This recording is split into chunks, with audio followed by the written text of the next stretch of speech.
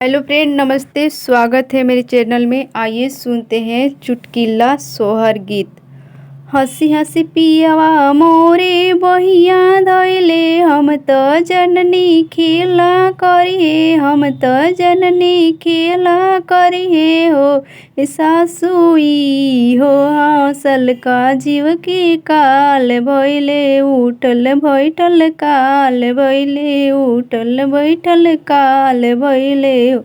हंसी हंसी पियवा मोरे बहिया धैले, हम त जननी खेला करिहे, हम त जननी खेला करिहे हो। सासुई हो हंसल का जीव के काल भैले, उठल बैठल काल भैले, उठल बैठल काल भैले हो।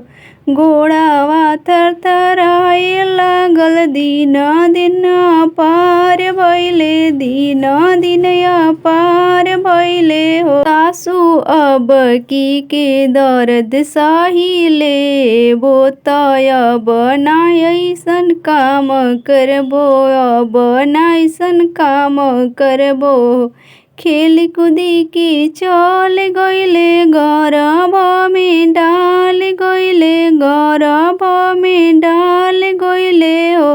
रतिया बिरतिया ना नींद आवे, जियारा बेचैन रहे, जियारा बेचैन रहे हो। सासु बनल जेवन ओ ना खाए, हंसल का जीव के काल भैले, हंसल का जीव के काल भैले। रतिया बरतिया ना नींद आवे, जियारा बेचैन रहे, जियारा बेचैन रहे हो। सासु भोजन बनल का नाही खाए, हंसल का जीव के काल भैले, हंसल का जीव के काल भैले। बेटा के बोलावा जाके, आमई मिली लावा जाके, आमई मिली लावा जाके हो। सासु मन करे खाए के खटाई, हंसल का जीव के काल भैले, हंसल का जीव के काल भैले हो।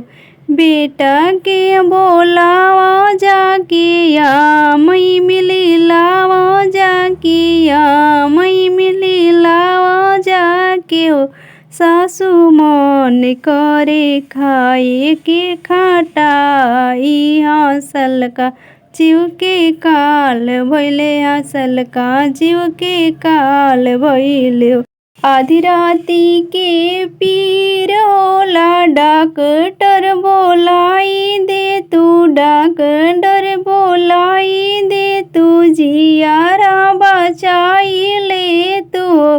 सासु होला कमरिया में दर्द, लाला नावा जनम ले ले, लाला नावा जनम ले ले। आधी राती के पीर होला, डॉक्टर बोलाई दे तू, जियारा बचाई ले तू। सासु होला कमरिया में दर्द, त लाला ना जनम ले ले, लाला ना जनम ले ले।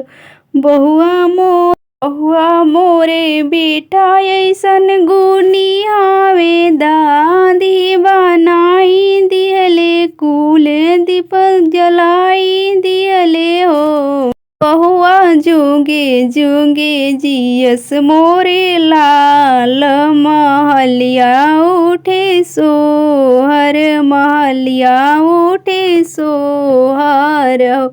हंसी हंसी पियवा मोरे बहिया धैले, हम त जननी खेला करिहे, हम त जननी खेला करिहे हो। सासुई हो हंसल का जीव के काल भैले, उठल बैठल काल भैले, उठल बैठल काल भैले हो।